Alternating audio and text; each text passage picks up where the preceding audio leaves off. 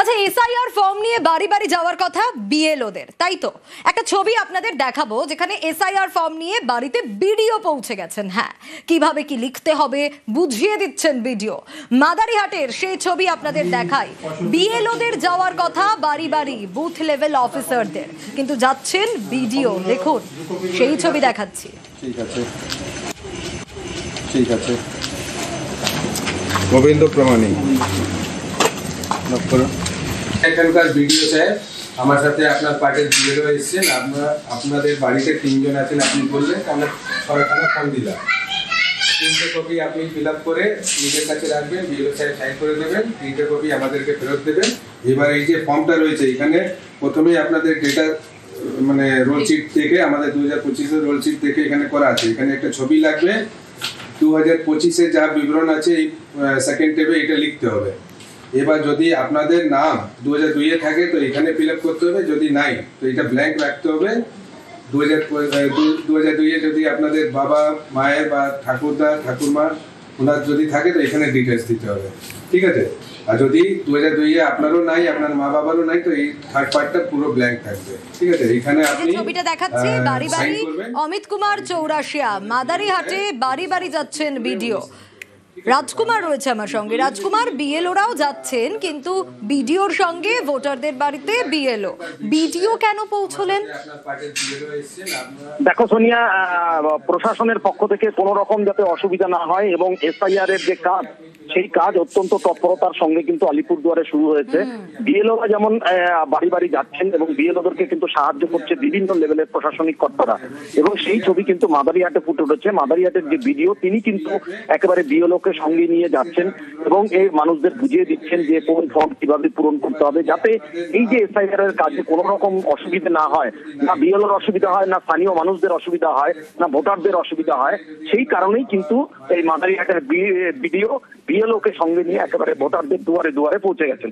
সোনিয়া, আপনারও নাই, আপনার মা বাবারও নাই, তো এই থার্ড পার্টটা পুরো ব্ল্যাঙ্ক থাকবে, ঠিক আছে? এখানে আপনি সাইন করবেন, আর এখানে আপনাদের বিএলও সাহেব এটা সমস্ত চেক করে উনি সাইন করবেন, ঠিক আছে? তো আমরা উনি বললেন যে 3 দিন পর আসবেন। তো সমস্ত বিএলওরা আছে, ওরা ফর্ম করতে শুরু করেছে।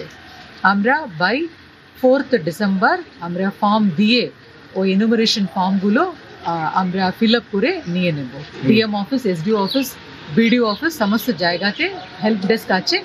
Apart from that enumeration form physically আমরা সেটা দিচ্ছি, তার বাইরে অনলাইনে করতে চাইলে ওটাও করতে পারে।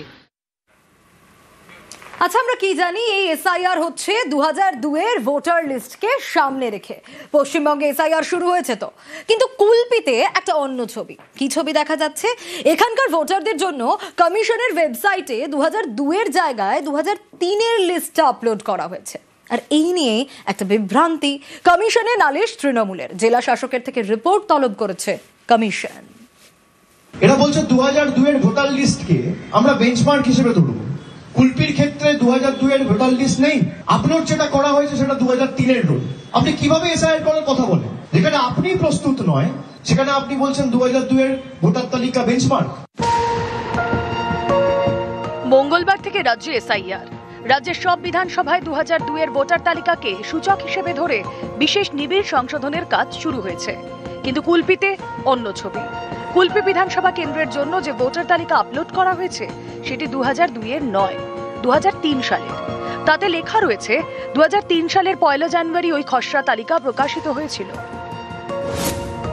কুলপি বিধানসভা কেন্দ্রে 187টি বুথ। সব বুথেই 2003-এর ভোটার লিস্টকে সামনে রাখা হয়েছে। এই নিয়েই কুলপিতে আতঙ্ক, বিভ্রান্তি চরমে। 2002 সালে যে ভোটার লিস্ট দেওয়ার কথা ছিল সেইখানে এখানে 2003 সালে ভোটার লিস্টটা দেওয়া হয়েছে। এখানে কি মেয়ে ছেলেরা কি ভোট দেয়নি? সেই জন্য মানুষজন আতঙ্কে আছে। 2 সালের বিধানসভা নির্বাচন কমিশনের কাছে ভোটার লিস্ট থাকার কথা, কিন্তু কেন নেই? তার জন্য দায়ীকে নির্বাচন কমিশন। সাধারণ মানুষ আমরা তো অস্বস্তিতে পড়ছি, আমাদের সাধারণত নাগরিকত্ব কি করে পাবো? সারা রাজ্যে দেখা হচ্ছে 2002-এর তালিকা, তাহলে কুলপিতে কেন 2003-এর তালিকা? শরৎ তৃণমূল। কমিশনে তারা চিঠিও দিয়েছে। এই পরিস্থিতিতে পদক্ষেপ করেছে কমিশন। কুলপির ভোটার তালিকা নিয়ে এই বিতর্ক, তা নিয়ে জেলা শাসকের থেকে কমিশন রিপোর্ট তলব করেছে। এতে তৃণমূল থামছে না, তাদের হুঙ্কার 3 দিনের মধ্যে মুখ্য নির্বাচনী আধিকারিকের জবাব না পেলে দিল্লিতে নির্বাচন কমিশনে নালিশ করা হবে। তাদের ব্যাখ্যায় সন্তুষ্ট না হলে আইনি পথেও যেতে পারে তৃণমূল। আবির ঘোষাল, ওয়ানিসউদ্দিন মোল্লা, নিউজ 18 বাংলা।